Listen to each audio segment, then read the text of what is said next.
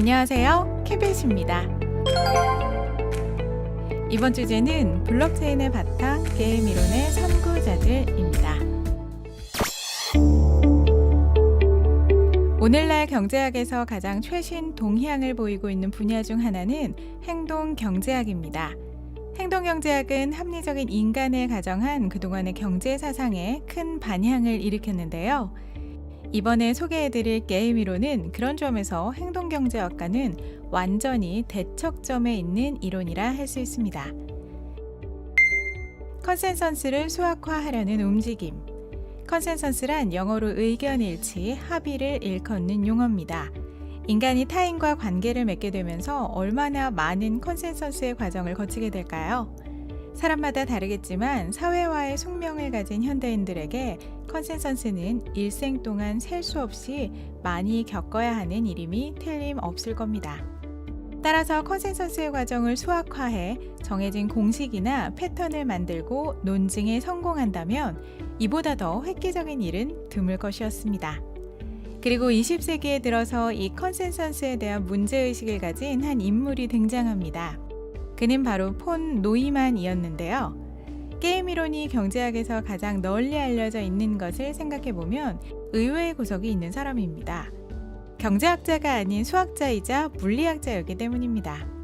그러나 게임 이론의 최초 문제의식은 컨센서스의 수학화 그 자체였으므로 경제학뿐 아니라 컨센서스와 관련된 모든 학문에 활용의 여지가 있는 이론이었습니다.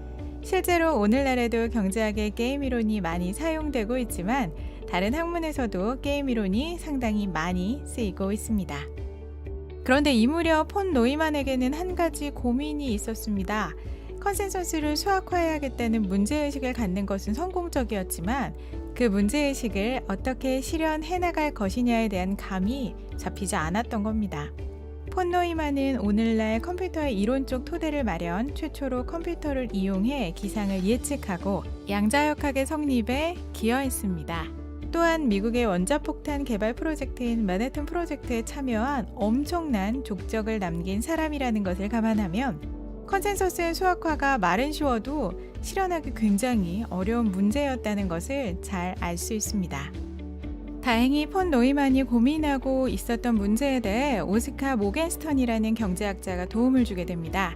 오스카 모겐스턴은 폰 노이만의 문제의식은 좋았지만 컨센서스라는 개념 자체를 한 번에 해결하려다 보니 문제가 발생한 것이라 생각했습니다. 그래서 그는 추상적 컨센서스를 한 번에 해결하는 것보다는 컨센서스의 사례를 하나씩 분석해보자는 제안을 했습니다.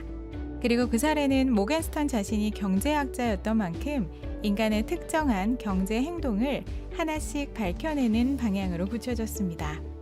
그렇게 해서 나온 이론이 바로 인간과 인간이 상호적인 의사결정을 했을 때 어떤 결정이 가장 합리적인 것이 될 것인지를 다룬 게임 이론입니다.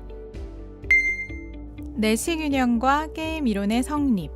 폰 노이만과 오스카 모겐스턴이 게임 이론의 토대를 마련한 시기는 1944년이었습니다.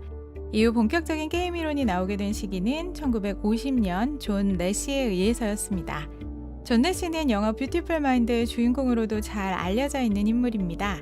일찍부터 천재적인 학문 성과를 나타내며 학계의 주목을 받았지만 조현병에 걸려 수십 년 동안 고생했는데요. 말년에 결국 노벨상을 거머쥔 드라마틱한 삶을 살다 간 인물이죠. 그가 게임 이론의 선구자로 기억되는 결정적 이유는 1950년 22살에 발표한 박사학위 논문 비협력 게임 때문입니다. 이 논문에서 그는 경제학의 철칙으로 여겨지던 애덤 스미스의 보이지 않는 손의 맹점을 지적했습니다. 영화 뷰티풀 마인드에서는 이것에 대한 영감을 예쁜 여자에게 구애하는 남자들의 모습을 보는 장면에서 얻게 되는 걸로 나오는데요. 예쁜 여자와 사귀는 남자는 아예 없거나 단 한 명에 불과하므로 나머지 남자들은 헛수고를 하는 것이 된다는 생각에서 애덤 스미스의 보이지 않는 손을 지적합니다. 보이지 않는 손은 각 개인의 이기적 행동에 따른 결과가 결국 사회 전체를 이롭게 한다는 주장이었는데요. 존 내시가 생각한 예쁜 여자에게 구애하는 남자들의 현상에 따르면 보이지 않는 손이 성립되지 않는다는 것이 그 이유였습니다. 각 남자들이 예쁜 여자와 사귀기 위해 최선을 다했음에도 모두 그 여자와 이루어지는 게 아니라 잘 되어봐야 한 남자만 이루어지기 때문입니다. 존 내시는 여기서 한 걸음 더 나아가 내시 균형의 토대를 구축합니다. 게임 이론의 근간이 되는 이 이론을 통해 존 내시는 훗날 노벨 경제학상을 거머쥐게 되죠. 그렇다면 내시 균형이란 무엇일까요? 내시 균형은 각 주체가 어떤 특정한 상황에서 상대방의 전략을 주어진 것으로 보고 서로 자신에게 최적인 전략을 선택할 때 그 결과가 균형을 이루는 최적 전략의 집합을 의미합니다. 내시 균형에 이르게 된다면 당사자는 전략을 수정할 필요가 없습니다.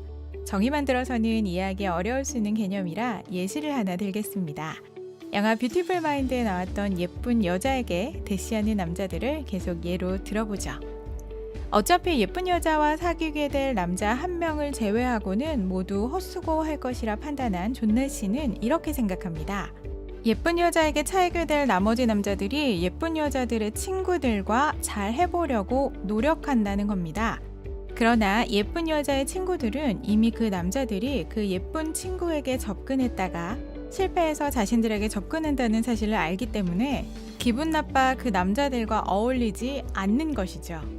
여기서 존 내시는 이렇게 최악의 상황으로 갈 바에 애초에 처음부터 예쁜 여자에게 대시하지 말고 예쁜 여자의 친구들과 어울렸으면 되지 않을까 생각을 하게 됩니다. 그리고 이렇게 되면 촉수도 맞아 남녀 모두 연애를 할 수 있는 가능성이 높아지고 그에 따른 최대 이익도 원래 전략보다 더 커지게 된다는 결론이죠. 연애라는 감정을 이익으로 환산하는 것이 조금 황당할 수 있겠지만 이것이 바로 내시 균형의 토대가 되는 예시 중 하나임에 틀림없습니다. 오늘날 내시 균형은 경제학뿐만 아니라 정말 다양한 곳에서 적용됩니다. 공범으로 의심되는 A와 B에게 둘 다 자백하지 않으면 1년 징역, 둘 다 서로의 죄를 자백하면 5년 징역, 둘 중 한 명이 자백하고 다른 한 명은 자백하지 않았다면 자백한 쪽은 석방, 자백하지 않은 쪽은 10년 징역에 처하게 된다. 는 선택지를 고르게 하는 죄수의 딜레마 문제는 워낙 유명한 게임 이론 예시이기도 합니다. 여기서 내시 균형은 A와 B가 모두 서로의 죄를 자백하는 것이 됩니다. 둘 다 자백하지 않아서 1년 징역받는 게 좋은 것처럼 보이지만 내가 자백하지 않아도 상대방이 자백했을 경우 10년의 징역을 당할 수 있기 때문에 결국에는 자백하는 게 합리적인 상황이라는 겁니다. 문제는 상대방도 나와 똑같은 전략을 세우는 것이 최선의 전략이기 때문에 자백하는 선택지를 동일하게 고르게 되겠죠. 결론적으로 마지막 순간에는 둘 다 자백하는 것이 수정의 여지가 없는 최선의 전략이기 때문에 이 상황에서 내시 균형이 성립하게 됩니다. 이외에도 친구들이 모여서 식사비의 합을 n분의 1로 계산하기로 했을 때 내가 값싼 음식을 먹어도 상대방이 비싼 음식을 먹으면 내가 손해를 보기 때문에 너도 나도 비싼 음식을 고르게 되는 식사의 딜레마 역시 내시 균형을 찾을 수 있는 적절한 예시 중 하나입니다. 결국 내시 균형의 예시들을 통해 알 수 있는 것은 내시 균형이 각각의 참여자에게 최적의 결과를 의미하지는 않는다는 겁니다. 내시 균형은 보이지 않는 손을 지적했다는 점에서 인간의 합리성을 부정한 이론인 것처럼 보입니다. 하지만 특정 상황에서 최선의 전략을 찾아나가는 각 개인의 행동 자체가 인간의 합리성을 가정한 것이기 때문에 여전히 합리적 인간을 전제로 한 것은 아이러니이기도 합니다. 다음엔 이런 게임 이론이 어떻게 해서 블록체인의 근간을 이루는 이론 중 하나가 되었는지, 행동경제학이 어떻게 해서 그 틈을 비집고 나오게 된 것인지에 대해 알아보겠습니다. 지금까지 큐빗이었습니다.